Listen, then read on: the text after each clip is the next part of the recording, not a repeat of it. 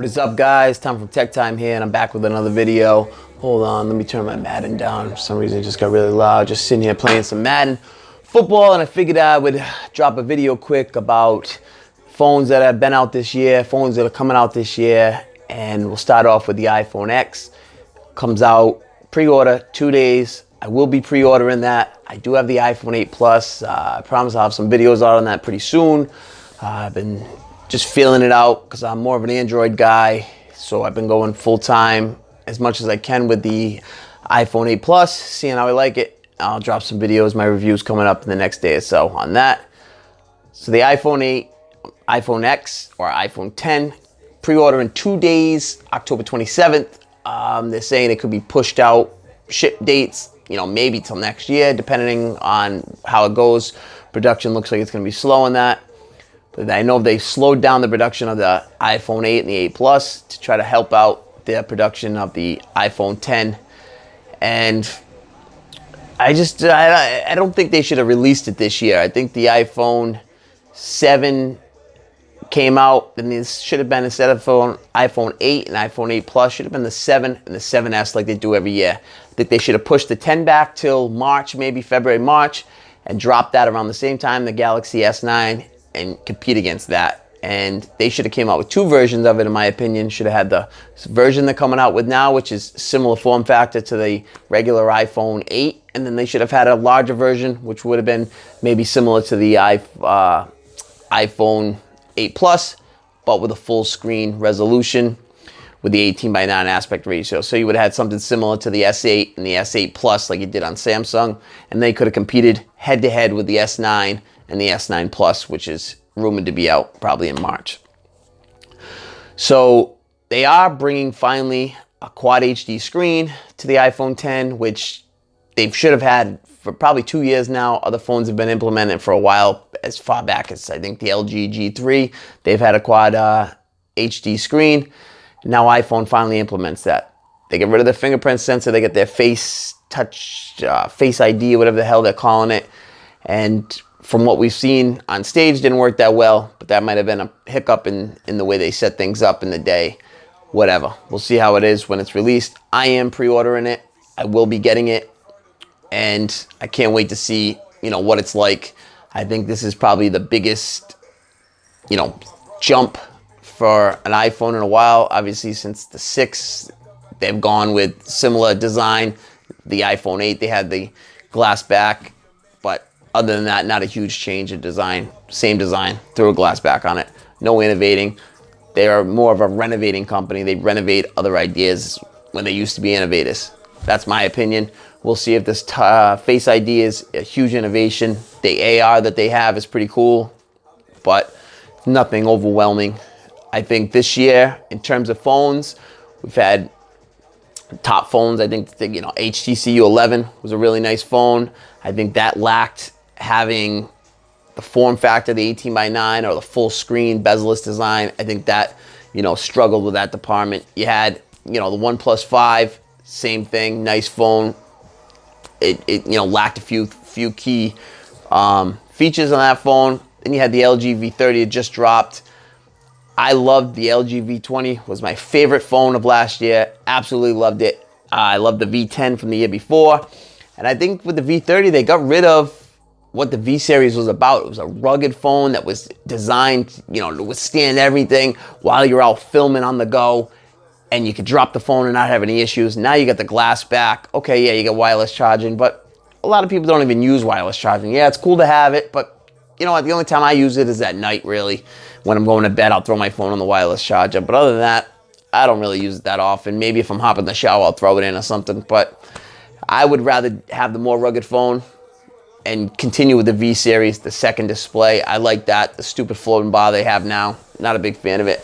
The OLED screens that they're using, I think they're junk. I think they didn't do their quality control with that, and they're having issues with the screens on the LG V30 and the Google Pixel XL 2. So that's a downfall. Plus, LG V30 didn't implement a new front camera. They're running the same shit, 5-megapixel grainy camera. Not a fan of it, in my opinion. I wish they implemented more. LG V20, loved it. LG V30, not so much. I'm not even going to buy it unless a huge deal comes my way. I buy my phones. I work hard for my money. I'm not going to go waste it. Even though it would help my YouTube channel, I'm not going to waste the money on a phone that I have played with here and there, and I'm just not really a fan of it. I love the wide angle, but other than that, I don't think the cameras are overly good. I think they're, you know, average, maybe above average, but nothing special. I think there's other companies that are doing it a lot better in the camera industry on cell phones, except for maybe the wide angle that LG implements. Other than that, there's better cameras out there.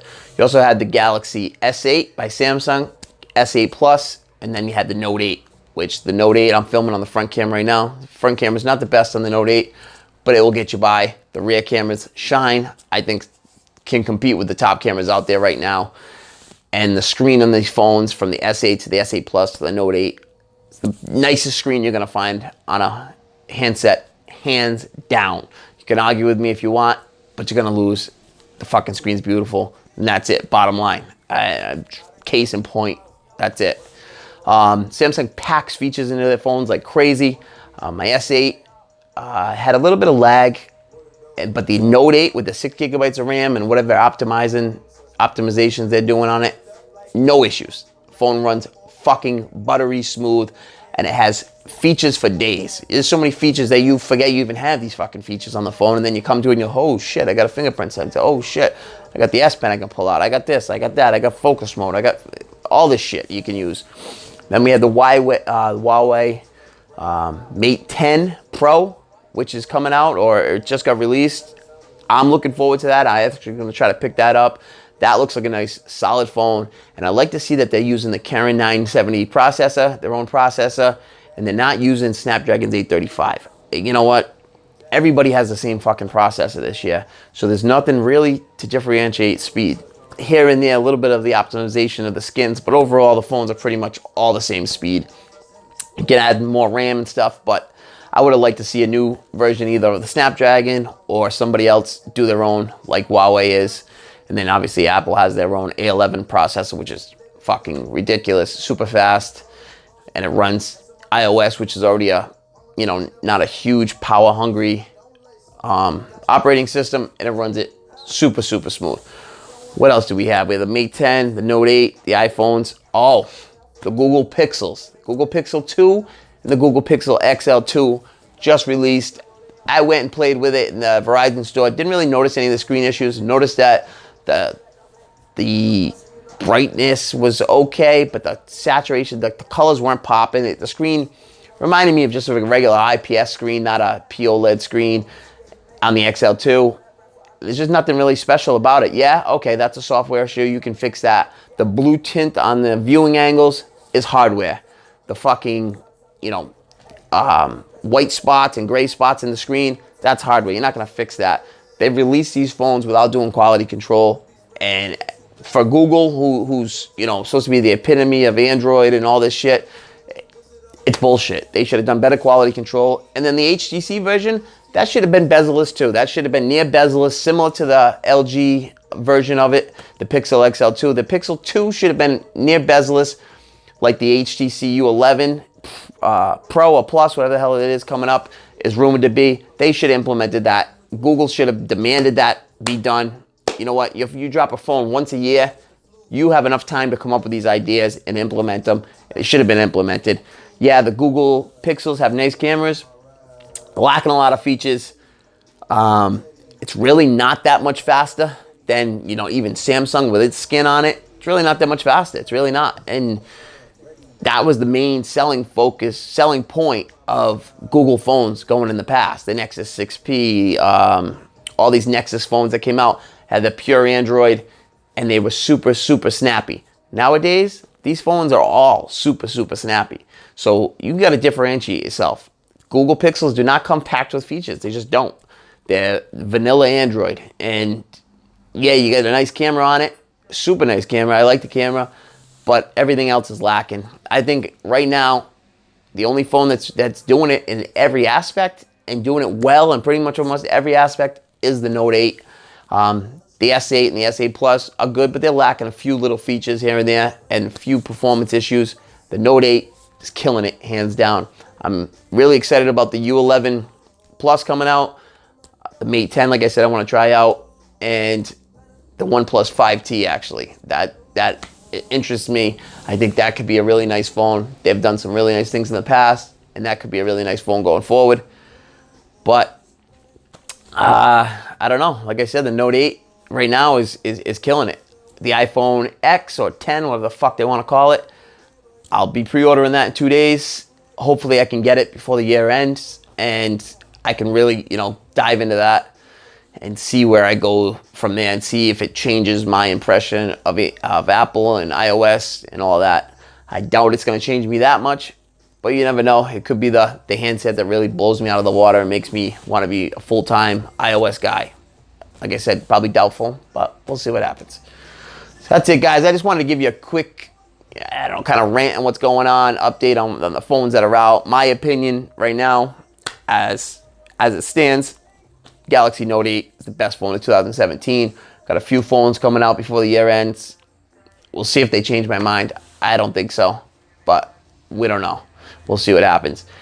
And, you know, if you guys are expecting to see the Google Pixel 2, the Google Pixel XL 2, and the LG V30 on this page, on this channel, don't hold your breath. It's probably not going to happen this year. Maybe if the price drops, or I can score a deal off of somebody, or, you know, I find somebody that loans me one for a little bit. But I'm not going to spend my hard-earned money on phones that they can't even do simple fucking quality control, and they want to charge $850 for the phone. LG V30, I just don't think they've done right things with the phone. So I'm not gonna be having those phones on the channel unless it's, like I said, something changes my mind price-wise or something like that, or I get one on loan for a little bit or something. Maybe I'll throw something out there. But other than that, you probably won't see it. You will see the iPhone X coming up. I'm gonna shoot for the Mate 10. The OnePlus 5T is interesting me, and the iPhone X is being pre-ordered in 2 days. So that's it, guys. Just wanted to give you a quick wrap up on the phones. That's what's going on. A little rant about what I think these phones should have been fucking doing. And that's it. I will catch you on the next one. Peace.